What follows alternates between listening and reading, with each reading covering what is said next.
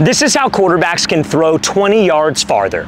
Now, the first drill that's going to help you as a quarterback to throw 20 yards farther is going to be something called a no stride drill. Now, I know that might seem weird. You might think that, oh, from the time I'm 5, 6 years old, I've been taught to step and throw to be able to generate power. But the problem with that is so many quarterbacks have a flawed throwing sequence that it prevents them from generating power the correct way. As a quarterback, you generate your power from your hips, your core, and your legs. Arm strength does not come for your arm. Your arm is just essentially along for the ride. As quarterbacks, we are rotational athletes, and we want to rotate from my core and from my hips. But it's about the timing of when your hips and your core fire through in your throwing motion. Very, very similar to a golf swing or a baseball swing. I like the baseball swing analogy for this drill because it makes a lot of sense. When you're in the batter's box, you got the bat right here, pitcher throws you a pitch, you step to the pitcher, but does the bat go through the same time you take a step? No, you'd lose power, you'd be pretty much bunting at the ball. What you do is you step, you keep the bat back here, then you pivot that back foot, hips fire through, bat trails behind. That increases your bat speed. In turn, the ball exits the bat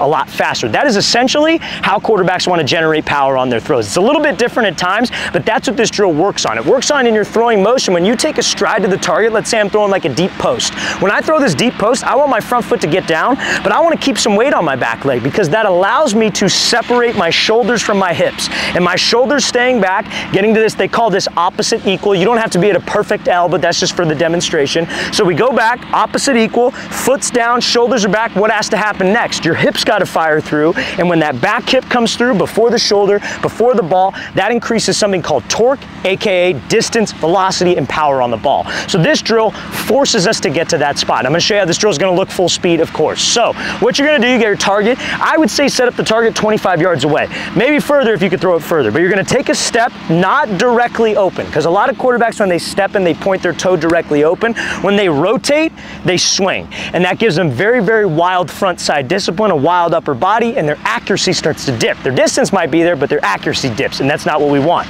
So you want it to the target, say it's straight in front of me. I want it slightly to the right, but for sure open.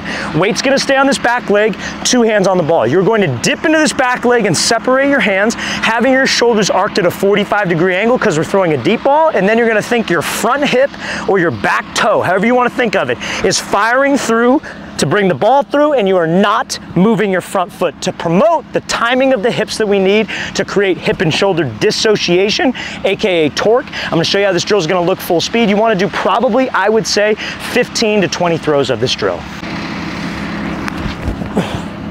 Now also, you guys, if you're a quarterback and you would like to train with us this offseason, we are coming out to 15 different cities across the U.S. for 2-day-long QB and wide receiver camps. Our first camp, which is where we're at this weekend, is in San Francisco. That camp was ultimately completely sold out, and we appreciate everybody who came out. But then, next month, we're going to be heading out to Miami, Florida, then Las Vegas, Nevada, Charlotte, North Carolina, Portland, Oregon, Dallas, Texas, Nashville, Tennessee, Chicago, Illinois, Buffalo, New York, Atlanta, Georgia, Houston, Texas, Philadelphia, Pennsylvania, Detroit, Michigan, Boise, Idaho, and Los Angeles, California. So again, if you guys would like to train with us, want to get some work with myself, my staff of coaches, I will be at every single one of those camps. Check out that very first link in the description below. Let's get back to this video. So like we mentioned in that first drill, to be able to create power as a quarterback, you need to be able to take a stride with the front foot, but separate your upper body from your lower body. And how you get to that separation point is by maintaining some weight on your back leg so your shoulders can rotate and the hips can fire first. Now, a lot of quarterbacks struggle because they simply do not have the leg strength or the ankle stability to get themselves to that weight back position. So like, let's say, for example, I'm taking a 3-step drop. A lot of quarterbacks go to throw and they're on the inside arch of their back foot is wide, their knee is caved. So when they go to throw, they take this short stride and they're trying to go back, they're trying to create that separation, but because their back foot is wide, their weight distribution is off and forward, you physically can't separate. You could try as hard as you possibly want, you cannot do it, and you will not be able to engage your back hip and your back leg into the throw. You have to get to this position. I say 65 to 70% on your back leg, shin should be straight, back foot should be under your armpit so I can separate and stay behind my front stride. This drill strengthens my back leg to help me get to that spot. So all you're going to do is you're going to face out here. Your partner's going to be maybe 30, 35 yards away, depending on how far you can throw it, but you're going to be doing, I would say, about 10 to 12 reps of this throw. It's going to be 3 hops. So you're going to start on your right foot if you're a righty. If you're a left foot, obviously it's the opposite way, but we're going to hop once, stick it. Hop 2, stick it. Then on the 3rd one, you're going to hop, stick it, lightly set down your front foot, and the reason why we hop on one foot is you cannot balance if you're outside your frame. You're gonna fall down. So it forces you to stay under your frame, set the front foot down lightly. Now you're in a perfect base. You arc that shoulder, and then we throw. So I'm gonna show you how this drill is going to look, full speed.